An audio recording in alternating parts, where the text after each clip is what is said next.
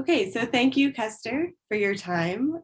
Today, I have the privilege of interviewing Kester as part of a series of student-to-student interviews between Williams College Museum of Art interns and our Williams class of 2021 studio art majors. I'm Annie, the engagement intern at WCMA this summer. I'm a rising junior studying studio art and math, and have really enjoyed Kester's work from afar. So I'm now really looking forward to getting to know you more, Kester, and your motivations. So I was planning on having you introduce your work by telling us a bit about it. However, your artist statement is so succinct and impactful. I was hoping you'd be okay with reading part of it aloud as an introduction to your work.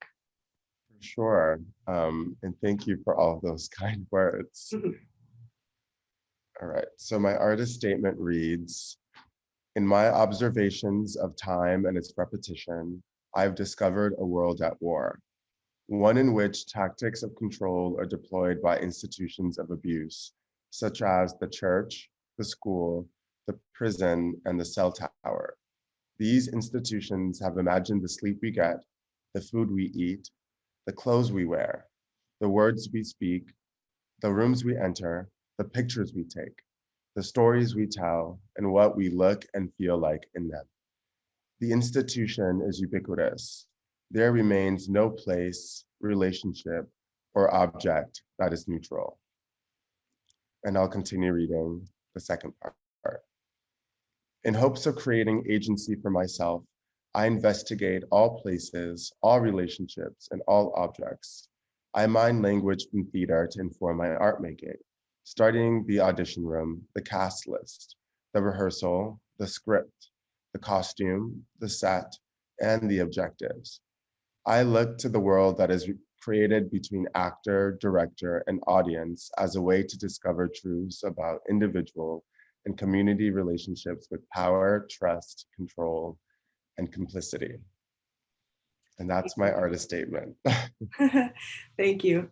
I asked you to read this because Kester and I were talking earlier, and I feel it's so difficult to not only to talk about art, but to talk about art that is both so personal and so connected to the outer world.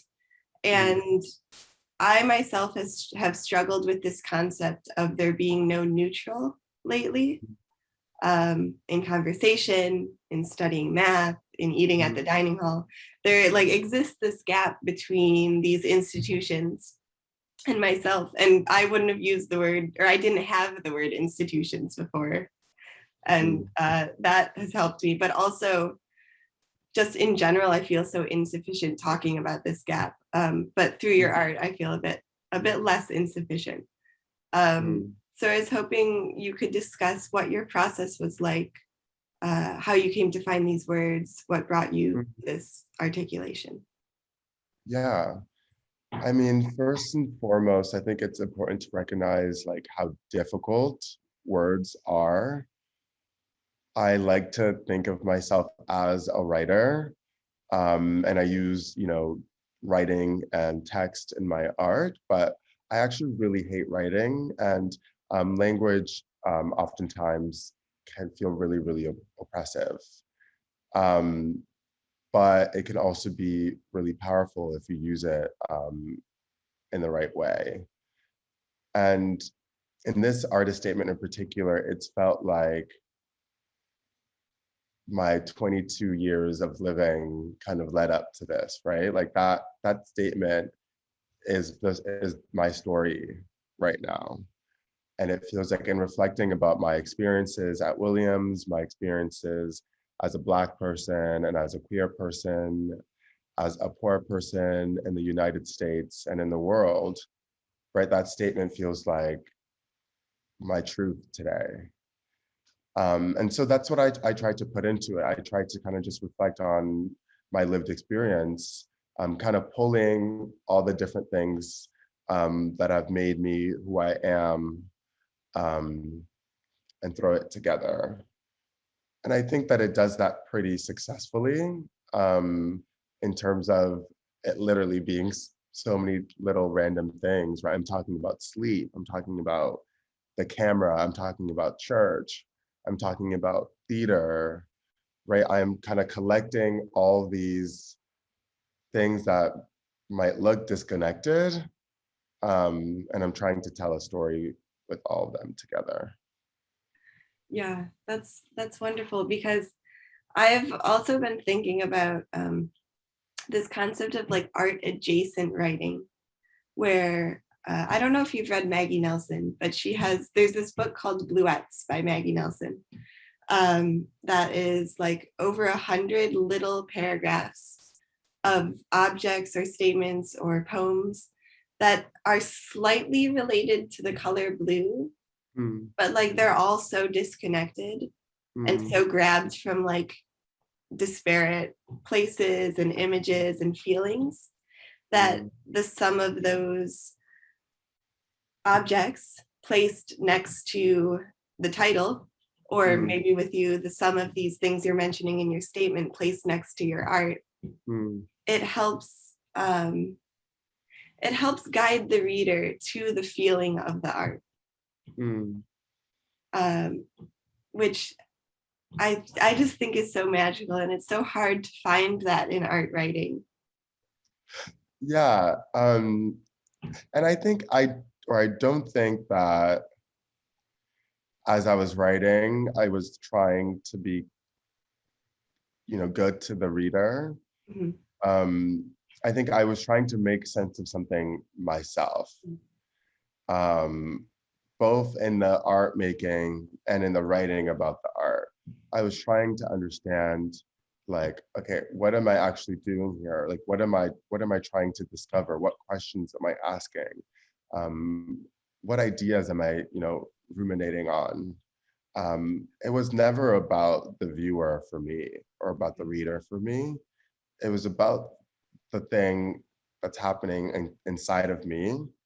Um, and I assume that that thing is happening inside of you Mhm. as the viewer and as the reader, right? That's where that relationship is Right. coming into play. But first and foremost, it's really about myself, Yeah. and understanding what the fuck is going on inside of me. Right. And Um, do you feel that both when you were writing and when you were creating your art, in both the same way, or do you think there's a difference in the mediums? there's definitely a difference, for sure. I think, well, both can feel really painful. So I think from this final installation at WCMA, I use my body a lot in the making of it. Right, there was hours spent, printing, the silk flag that I had. We literally had to bend the iron rod. I literally made concrete, um, in my studio, like using my back to like Mhm. mix water and dirt. Um, and even with the ink transfer that I was doing, right, that was hours, applying the gel on the wall and then rubbing the paper away. There's this physicality to it, that was really, really painful. And I didn't know what I was doing, right? Like I had to experiment. I needed to figure it out as I was going. Um, I was looking for something, and I knew that I needed to mix concrete to do it, but I didn't know what the story was. Mm. I think it's the same process with writing sometimes. You can't really get to the thing unless you are putting pen to paper or putting, your fingers on the keyboard. Um,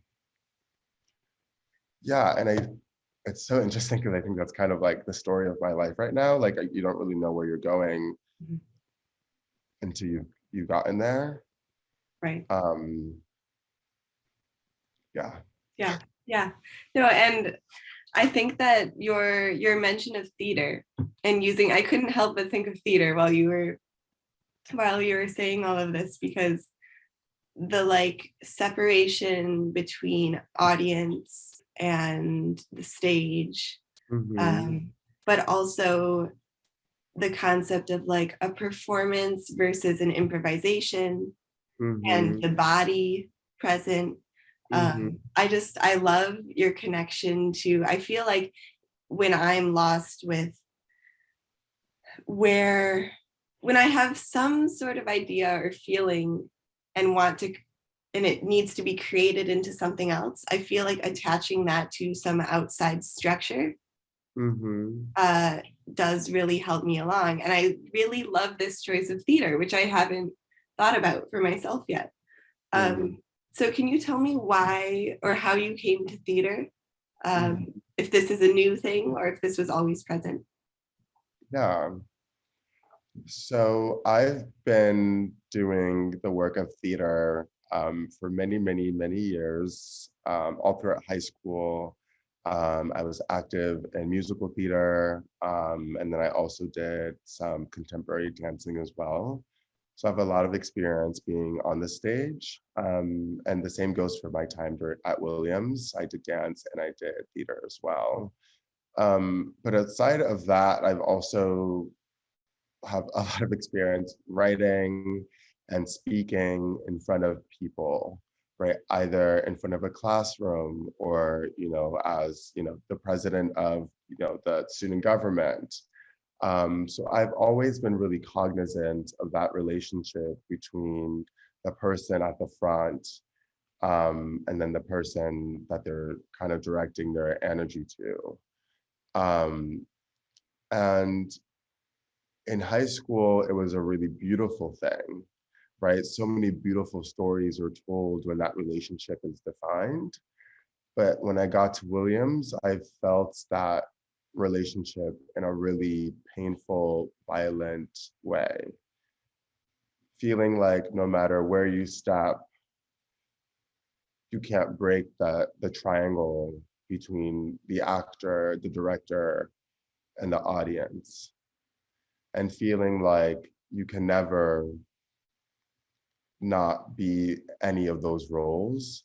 If you're not an actor, you might be assuming the role of the director. If you're not a director, you might be assuming the role of an audience member, right? So I think so much of my Williams College experience has been about trying to understand what's happening in that space, and why does it allow for so much complicity in terms of something as simple as some really stupid things that might happen on a college campus to something massive like allowing for race-based violence to endure in our country, right? How can you consume information and content?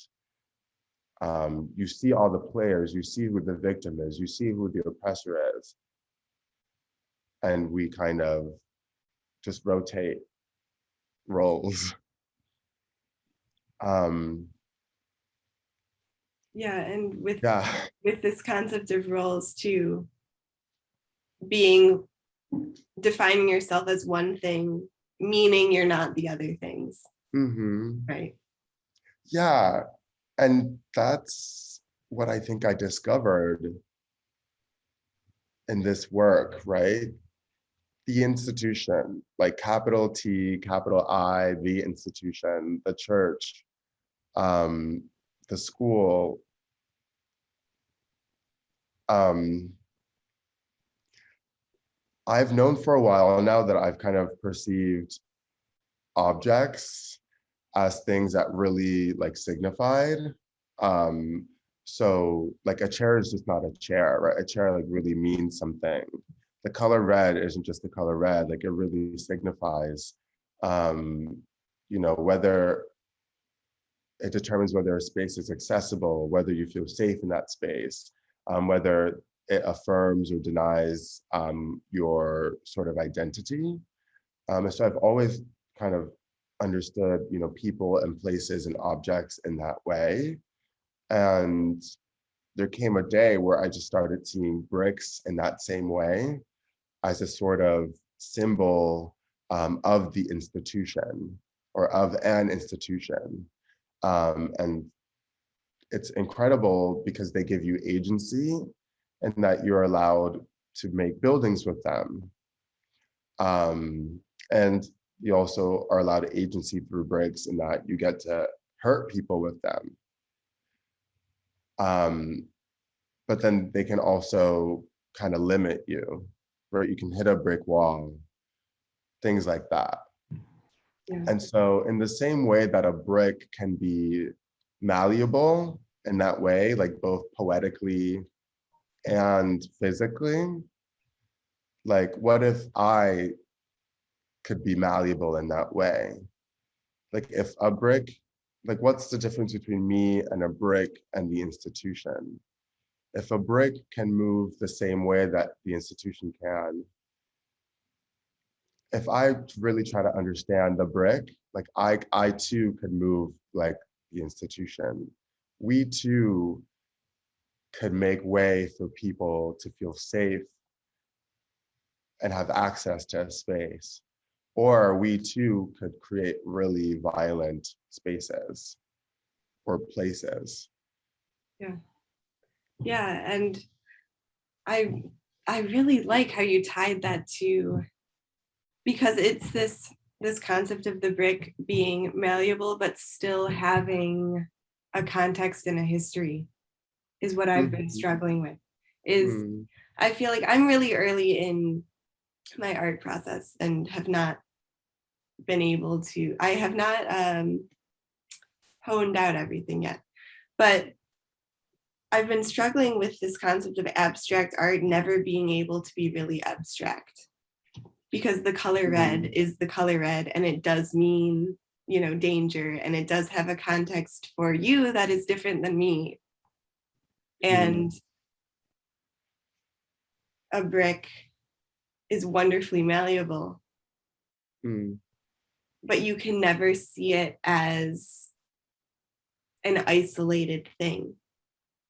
And how, and I guess this brings up the question of audience again, of how do you create something that is your truth, mm, but doesn't get lost in other people's or the world's context? You know, yeah, how do you feel the context internally and then use it as you want? yeah.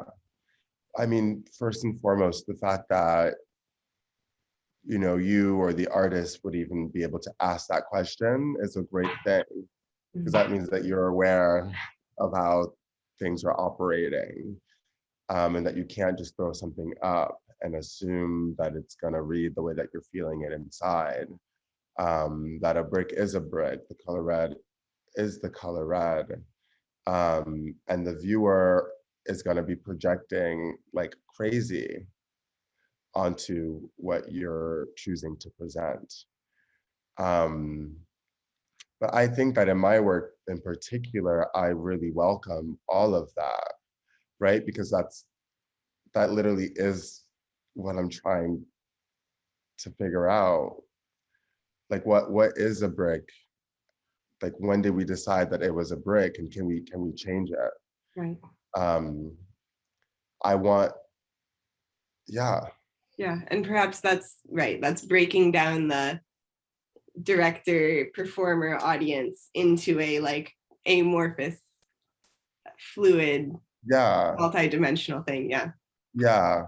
Um, yeah, I'm trying to, when I kind of coined that, actor, director, I didn't coin it, but when I started exploring actor, director, and audience, I really just drew a triangle.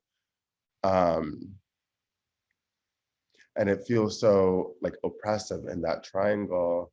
And I tried to imagine if that triangle could be kind of something else.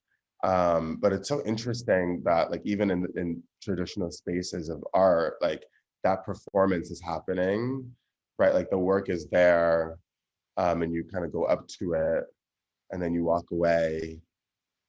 Like I think I have a really good understanding of um, how people interact with art, and that's why, you know, this last semester I really wanted to get work out in the public, And I, made these yard signs. And I knew that, people would steal them, it would rain on them. Like anything goes. Um, and I think I really, as an artist, I want to show people what's going on, right? I want to show them the script. I want the work to be the script. I want the work to be the stage directions. I want the work to be the stage itself. I don't want to put my art on a stage and then be like, here's my art. Like I want to show us what's going on. Yeah.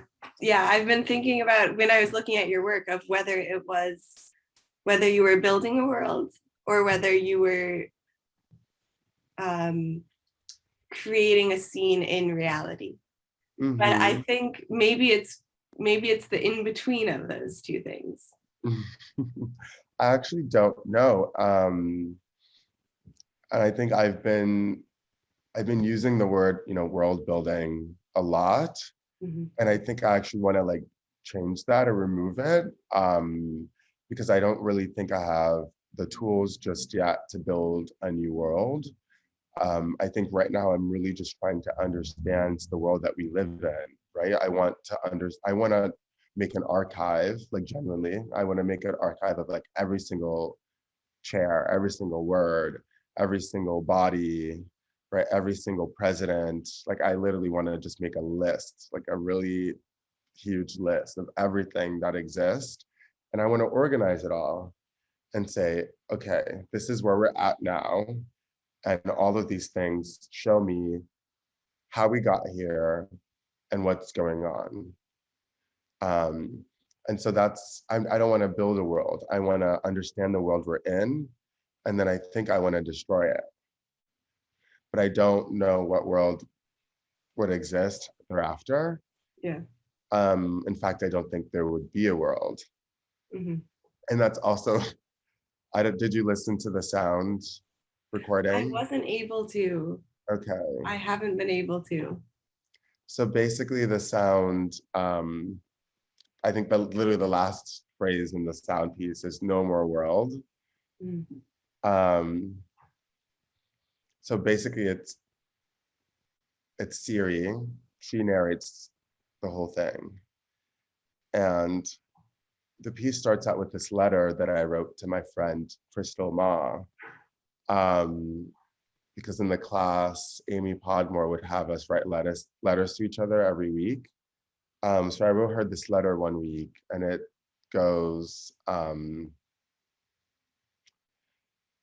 well, it starts with testing, testing, testing, testing. And then it goes, the last time we talked, I think I told you about my headache, because I literally was like having migraines for like a week, but it's because my contact prescription was too strong.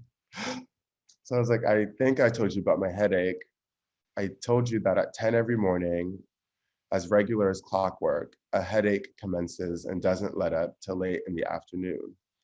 And that's a line from Tennessee Williams' Auto da Fe. Anyways, I'm rambling, and it's also really hot, so I'm a little delirious right now. But basically, Siri just goes into this long list of things, right? No more body, no more time, no more water, no more sand, no more prison, just things that I have imagined would be no more after the war. Yeah. Yeah.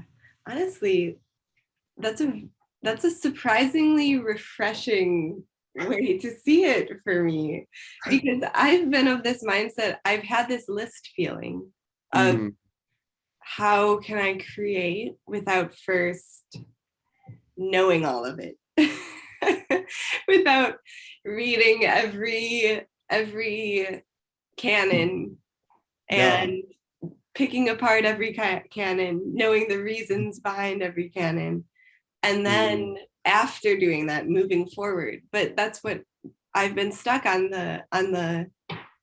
I've only seen the list making as like a prerequisite, but I really like it as a bringing it all in and then just destruction. it is the thing itself for me. And that's because that's how it's entered into my mind. And I want to honor it in that way. I mean, I think with that class with Polity, when we had to write a manifesto, it was such a time in my life where I was like, I can't declare anything, right? I can't put a period at any sentence where everything's a question mark. All these questions just pop up in my head every day. And I don't want to like lie and put a period at the end of it, right? The manifesto is the confusion. It is the question of it all. And I wanted to allow that to be the thing. Yeah, knowing how to live with how, yeah. But it's not even that. You just put a period on it again. Right? It's just the question. It's not Yeah. knowing how to live with the question. we're just confused. Right. Okay, well, this has been wonderful. I also love to end it on confusion and questioning. I think it's fitting, although maybe I'm putting a period on it again. No, I think I said it somewhere, but I think my work always starts with the question.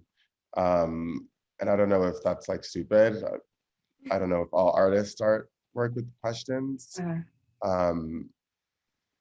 But I think just like being a really observant person, being really curious, really wonder, like, who am I? Who are you? Where are we? And how did we get here? Just really living in that. And I think your work will really be transformed. Okay. Well, thank you, Kester, for your time. And I wish you the best of luck in the post-college world. Thank you. I appreciate your time. Okay. Bye. Bye.